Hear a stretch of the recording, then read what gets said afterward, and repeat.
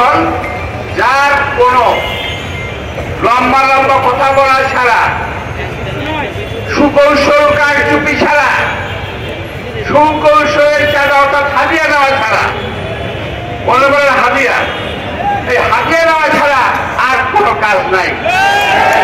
টাকা নিয়েছেন বসুন্ধরার কাছ থেকে, টাকা নিয়েছেন সিটি গ্রুপের কাছ থেকে, আরো কোন কোন প্রকার টাকা নেওয়া আমাদের জানা আছে, সমস্ত হিসাব হবে।